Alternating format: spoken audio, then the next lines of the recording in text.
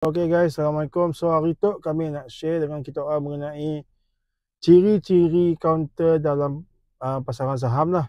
Ciri-ciri company yang sebolehnya kita cuba elakkan trade or invest in this kind of company. Nombor satu, company yang berharga di bawah 20%. Sebab apa? Biasanya company yang harga di bawah 20% tu sidak company yang menghadapi business performance yang si bagus lah in term of yang orang pun profit margin, yang orang pun revenue dan sebagainya lah. So sebaiknya kita elakkan this kind of company. So bagi kami, mungkin kita orang nak beli, mungkin kita orang suka kaunter-kaunter yang sen-sen tu, sebaiknya kita orang belilah kaunter yang atas 40% macam ni lah. So ada juga banyak sebenarnya company-company yang atas 40% tu tidak mempunyai fundamental yang bagus. Back to basic, nak melabur, carilah company yang ada fundamental. Nak invest for the long term, carilah company yang mempunyai business performance yang bagus. Mungkin kita orang mau trade, kita orang boleh lah cari company-company yang ada potensi untuk bergerak lebih jauh lah. So untuk for the long run, untuk yang long term pun for sure carilah company yang well established, yang pun shareholder yang major shareholdernya otai-otai in term of shark yang besar, fund manager. Nombor tiga, for sure kita nak invest for the long term bertahun-tahun, carilah company yang for sure yang merit dividend. So duduk-duduk pun kadang-kadang setiap quarter dapat dividend. So next one, elakkan membeli counter-counter yang bersifat yang suka mula consolidation. Kita orang boleh study lah for previous case, previous history lah. Kita baca dekat history dari company lah, dekat bahagian bonus, split, share issue lah. Benda tu yang lah corporate exercise lah. So biasanya company yang si bagus performance tu in term fundamental tu, dia ajak game yang selalunya. Right issue, consolidate. Right issue, consolidate. And benda akan keep on repeating. And benda tu biasanya pelabur-pelabur runcit, especially yang saya knowledge lah, suka in this kind of counter. Sebab apa? For sure yang murah. So bila yang murah, kita pun assumption aku boleh beli dalam unit yang banyak. So bila yang naik satu bit, aku win lah, banyak lah aku pun profit. Tapi ni asyik fikir that counter yang mempunyai fundamental yang asyik bagus, ciri-ciri counter tu mempunyai share yang terlampau banyak dekat market dan sebagainya guys. So benda tu kita harus ambil tahu mungkin kita nak terus sustain dalam pasaran saham di Bursa Malaysia guys. Thank you. Okay guys, Assalamualaikum. So welcome back to my sharing. So hari tu kami nak share dengan kita mengenai sikit perkara lah. So seperti yang kita sedia maklum, kita pun keadaan ekonomi semasa si kisah dekat Malaysia ataupun seluruh dunia kita tu tengah mengalami satu yang dinamakan kira kemelesetan ekonomi lah in term of kita sebenarnya for sure nombor satu, harga barang tengah naik. Dan benda yang macam memang confirm benda yang kita siap kawal sebab ni banyak faktor lah menyebabkan harga-harga barang tu naik. So secondly, kita pun purchasing power pun dah menjadi semakin kurang. Sebab apa? Sebab for sure kita most of us kita bekerja, makan gaji dan sebagainya. So kita akan dapat fixed income daripada kita pun pekerjaan lah. So bila harga barang dah naik, for sure kita pun budget untuk certain purchase akan kurang. Sebagai contoh, sebelum tu kita biasa pergi ke pasar membeli barang something, kita dapat ambil barang-barang extra. So kini tu our budget is very tight, right? So yang kami nak share kat situ is macam ni kita nak overcome this kind of thing lah. So benda-benda macam ekonomi yang tengah semakin merudum kini tu, orang yang berniaga kini tu menghadapi cabaran which is customer si ramai masuk ke dalam kedai, tambah-tambah lagi siapa yang berniaga barang-barang yang bukan keperluannya, bukan barang-barang yang barang yang sudah ada pun kita still boleh survive. So tidak yang akan menghadapi this kind of dilemma lah. Sebab yang kita banyak dengar kini tu, orang-orang yang dah lama, even orang yang lama dalam market pun, yang dah lama dalam bisnes pun, perniagaan sidak pun boleh tutup nak. Sebab apa? Sidak nak mengurangkan kos. Sebab oleh sebab harga barang mentah dah makin mahal, So tidak ada sikit cara je untuk dapatkan profit lah. At the end of the day, they are making business. Ya, kita perlu faham. And orang business tu, benda tu mesti tidak faham nak betul sih. Hanya mesti mau mendapatkan keuntungan yang okey lah dari segi setiap kali orang jual barang kan, orang mula business transaction kita sebagai customer, of course lah kita mau barang murah nak. Tapi as a business owner memang tidak mau dapatkan keuntungan dari harga jualan barang yang orang nak. So oleh kerana tidak si kempang si mau nak naik harga tu, so macam ni tidak mendapatkan profit. So this kind of thing lah, siapa yang business owner perlu ambil kisah lah sebenarnya benda tu. Dan kita sebagai consumer biasa, kita get ready je lah. Get ready in term of, for sure nombor satu, kita kawal perbelanjaan kita. Paling penting, coba tulis dalam buku. So sini duit kita pergi, apa monthly expenses kita tu. And secondly, kita coba cut lah benda-benda yang kita boleh cut. Sebagai contoh, benda-benda yang kita dapat adjust dalam hidup kita, sebagai contoh internet subscription kah. And benda-benda yang perlu, benda-benda yang kadang-kadang benda yang sedar pun, benda yang sedar, tapi benda yang mungkin kita sedar pun benda yang kita pun masih boleh survive. Dulu pun kita masih perlukan benda yang, tapi kita tu oleh kerana of course lah kita pun gaya hidup dan sebagainya lah. Sebagai contoh, mungkin kita suka beli kopi yang mahal contohnya, so boleh beli tapi coba kurangkan yang pun pembelian lah. Sebagai contoh, mungkin kita suka belinya seminggu 3 kali, kita coba kurangkan sekali seminggu. So sikit je benda lagi, mungkin kita orang simok kontrol benda-benda lagi lah. So you have no choice lah, terpaksa tambahkan generate income lah. So isu nanti ada masa sih kita nak generate income tu, sebab kita ada 24 hour je nak. Dah lah kita kepak kerja nak, sikan waktu-waktu santai kita pun nak bekerja nak. Sebenarnya kita boleh take action and kita boleh sama-sama ambil sebagai pengajaran lah. Thank you. Okay guys, Assalamualaikum and hi, welcome back to my sharing. So hari ni aku nak share dengan korang lah. Kami nak share dengan kita orang mengenai satu benda yang sangat crucial dalam investing lah, which is semua orang dapat jadi trader dalam pasaran saham lah. Sebab apa kami ada macamnya? Sebab bila kita nak ada niat, ada mindset nak trade dalam saham tu, kita perlulah ada preparation yang cukup dalam mula decision making lah.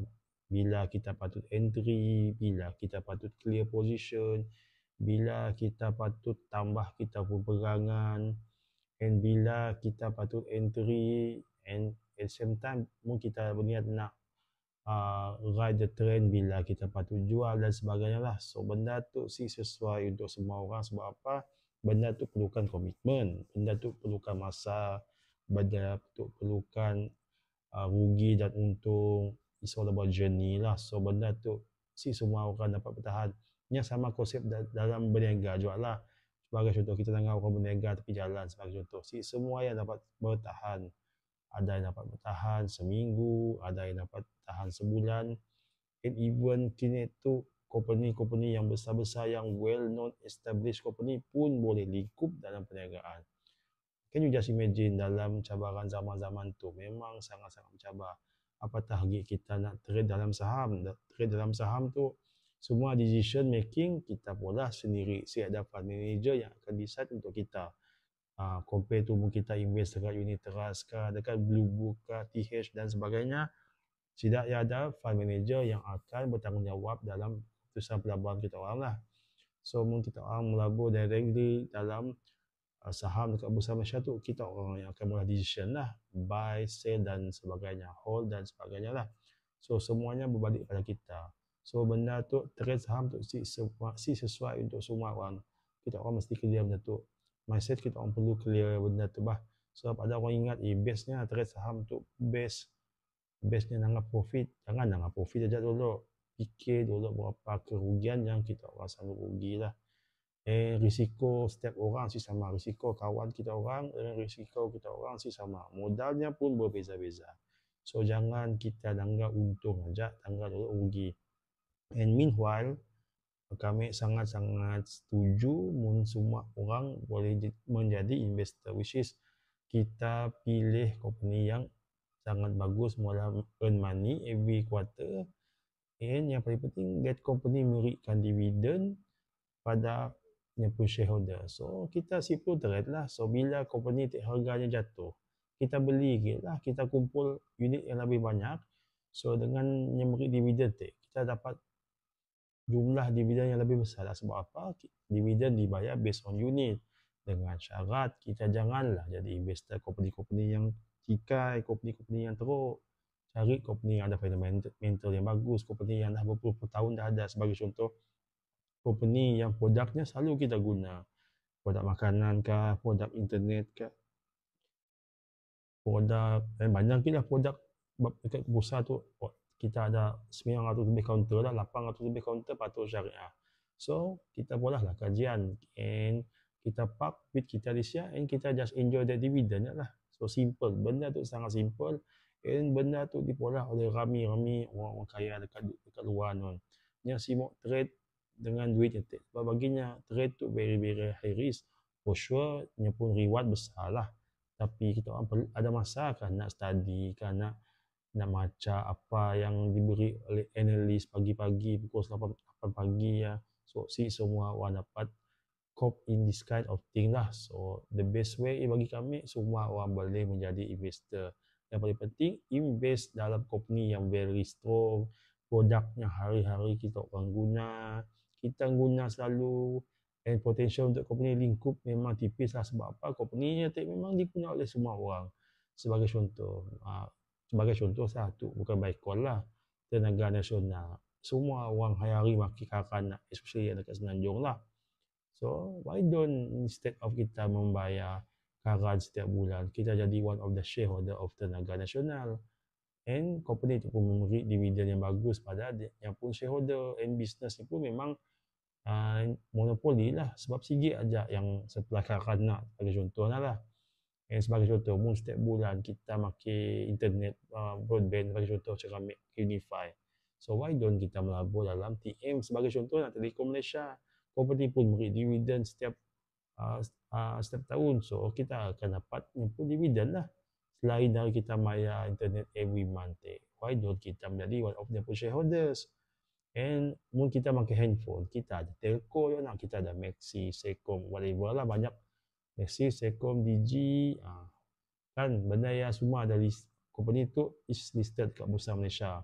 So kita pun boleh menjadi pelabur dekat this kind of company lah. So mana company yang bagus fundamental yang memberikan dividen yang banyak, so kita beli this kind of company and enjoy the dividend. Duit kita akan masuk ke dalam kita pun saving account. So ia je yang kami mau share lah.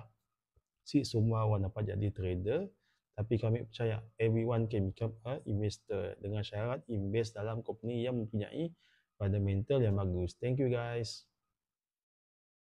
Okay guys, Assalamualaikum. So hari ni aku nak share dengan korang mengenai satu masalah, satu isu lah yang biasa dihadapi oleh pelabur-pelabur baru yang berada di pasaran Bursa Malaysia lah, which is mereka punya order tu tak matching dengan mereka punya